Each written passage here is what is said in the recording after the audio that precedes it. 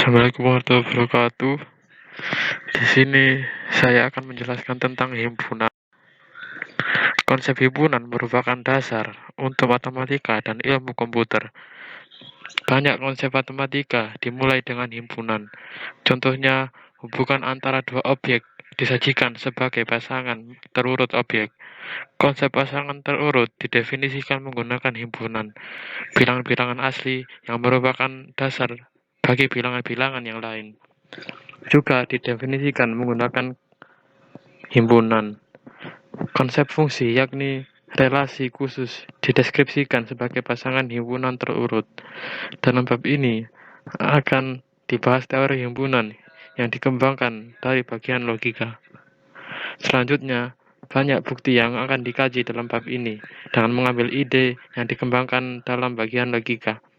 Bab ini juga memuat beberapa contoh di mana kombinasi jenis bukti akan diterapkan. Pengertian dan notasi himpunan. Himpunan atau set adalah kumpulan dari objek-objek yang berbeda. Objek-objek ini disebut elemen atau anggota dari himpunan. Biasanya, himpunan diberi notasi menggunakan huruf besar atau kapital, seperti A, B, C, dan elemen atau anggota himpunan disajikan dengan huruf-huruf kecil. Jika A adalah himpunan dan X adalah elemen dari A, maka ditulis E. Simbol dibaca elemen dari atau anggota dari atau termasuk untuk menunjukkan bahwa Y bukan dari elemen A, ditulis dengan X elemen dari A. Penulisan himpunan. Secara umum ada dua cara yang baku untuk menuliskan sebuah himpunan. A. Cara mendaftar, yaitu menuliskan elemen-elemen himpunan di dalam kurung kurawal O.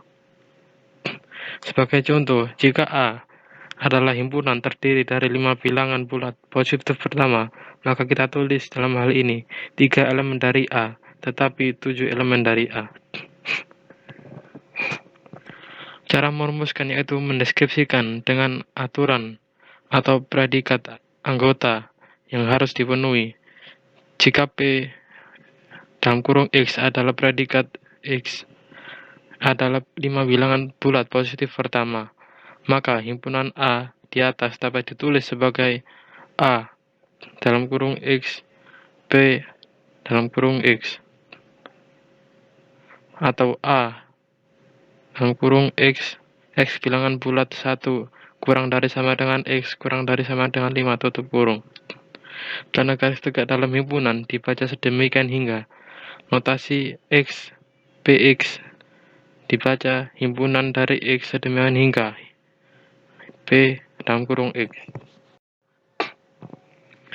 Notasi X 1 kurang dari X kurang dari sama dengan X kurang dari sama dengan 5. Belum cukup mendeskripsikan sebuah himpunan A jika elemen-elemen tidak diasumsikan sebagai bilangan-bilangan bulat. Oleh karena itu, kita perlu menspesifikasi sebuah semesta atau semesta pembicaraan yang biasanya dinotasi dengan U. Selanjutnya, kita memilih elemen-elemen dari U untuk membentuk himpunan. Jika U adalah himpunan dari semua bilangan bulat atau himpunan dari semua bilangan bulat positif, maka X 1 kurang dari sama dengan X kurang dari sama dengan 5 cukup mendeskripsikan A.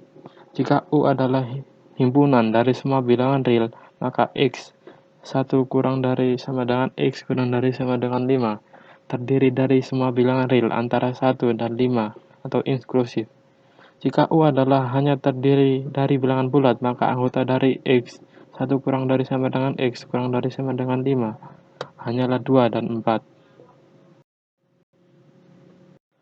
Himpunan bagian dan kardinalis himpunan. 1. Himpunan bagian. Sebuah himpunan A merupakan himpunan bagian atau subset dari himpunan B. Jika dan hanya jika setiap elemen dalam A juga dalam B. Jadi, untuk sebarang himpunan-himpunan A dan B, A himpunan bagian dari B dilambangkan dengan A subset dari B. Jika dan hanya jika Kuantifikasi universal X dalam kurung X elemen dari A. Implikasi X elemen dari B. Notasi A subset B juga dibaca himpunan A termuat dalam himpunan R.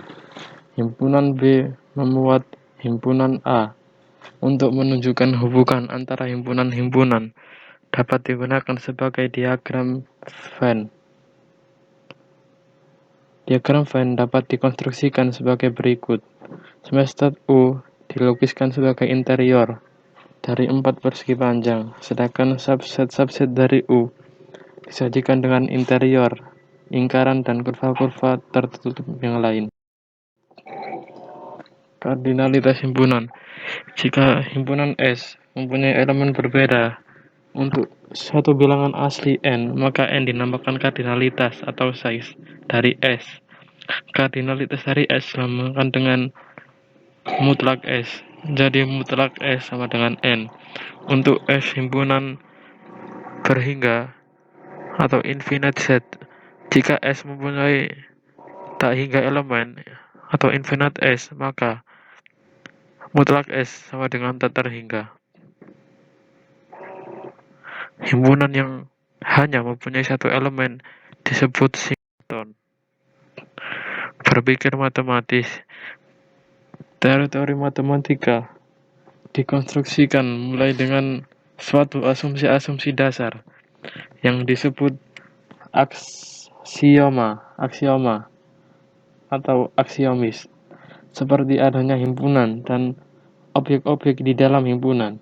Konsep yang didefinisikan sebelumnya seperti kesamaan himpunan dan subset, dan penyelesaian sifat-sifatnya dan hubungan antara mereka membentuk teorema seperti dua himpunan adalah sama jika dan hanya jika himpunan yang satu subset dari himpunan yang lain dan sebaliknya. Bukti adalah argumen-argumen untuk menyelesaikan sifat dan hubungan tersebut.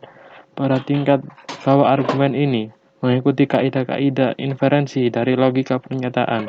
Artinya konklusi dari teorema yang dibuktikan harus diturunkan dari hipotesis-hipotesis, aksioma-aksioma, definisi-definisi, dan teorema dibuktikan menggunakan kaidah-kaidah inferensi.